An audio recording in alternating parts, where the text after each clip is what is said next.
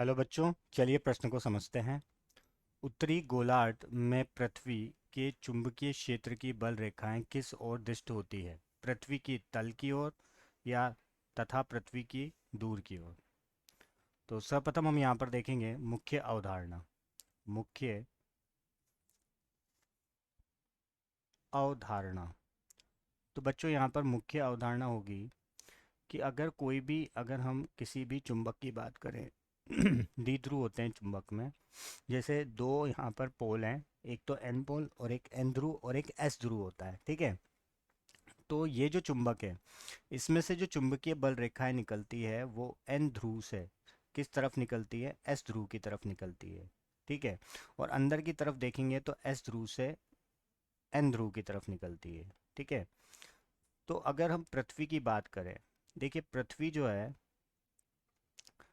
पृथ्वी का एक तो अपना भौगोलिक भौगोलिक क्या है, यहाँ पर ध्रुव हैं। जैसे ये हो गया एन ध्रुव, ठीक है, और ये हो गया एस ध्रुव।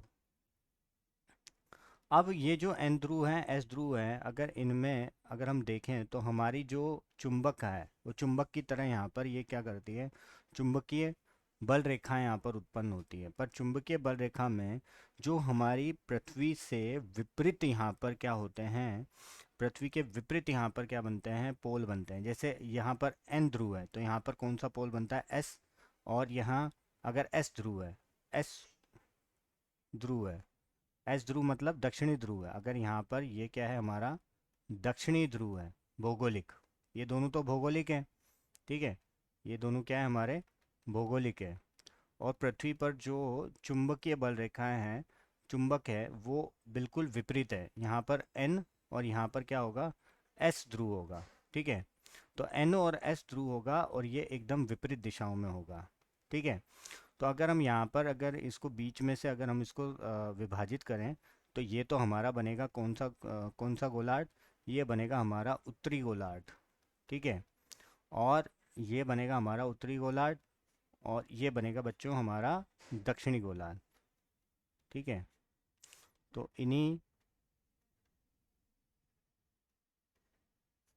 इन्हीं हम मुख्य अवधारणाओं को उपयोग में लेके चलिए हल देखते हैं।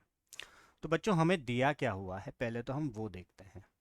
तो बच्चों हमें दिया क्या है, हमें ये कहा है कि पृथ्वी पृथ्वी की बात की गई है। तो देखिए पृथ्वी की अगर बात करें तो ये हमारी क्या होगी, पृथ्वी हो गई, ठीक है। और पृथ्वी पर अगर हम देखेंगे तो यहाँ पर दो ध्रुव होते हैं, भौगोलिक भौगोलिक ध्रुवों की बात कर रहा हूँ। तो एक तो होता है उत्तरी ध्रुव। कौन सा ध्रुव होता है?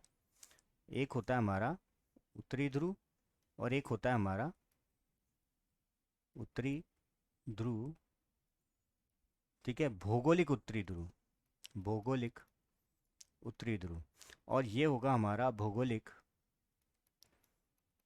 दक्षिणी ध्रुव।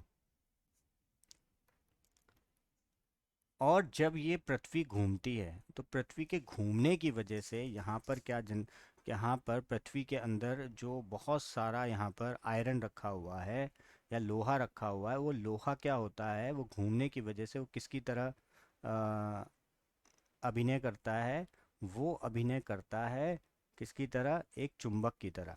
और उस चुंबक के जो ध्रुव होते हैं वो भौगोलिक ध्रुवों के बिल्कुल विपरीत होते हैं। अगर ये यहाँ पर उत्तरी है तो यहाँ पर कौन सा ध्रुव बनेगा, दक्षिणी बनेगा। और ये यहाँ पर दक्षिणी है तो यहाँ पर क्या बनेगा, उत्तरी ध्रुव बनेगा, ठीक है।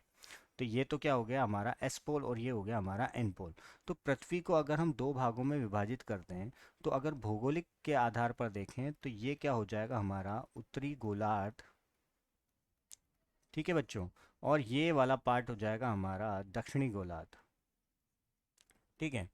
तो अब हमें पता है, जैसे हमने अवधारणा में देखा, कि जो बल रेखाएं होती है वो उत्तरी ध्रुव से निकलती हैं और किस तरफ जाती है, वो जाती है दक्षिणी ध्रुव की तरफ जाती है, ठीक है। ये ऐसे जाती है तो इधर से भी निकलेगी, तो ऐसे जाएगी और ऐसे जाकर ऐसे चली जाएगी, ठीक है। तो इस तरीके से हमारी यहाँ पर क्या बनती है, बल रेखाएं बनती है।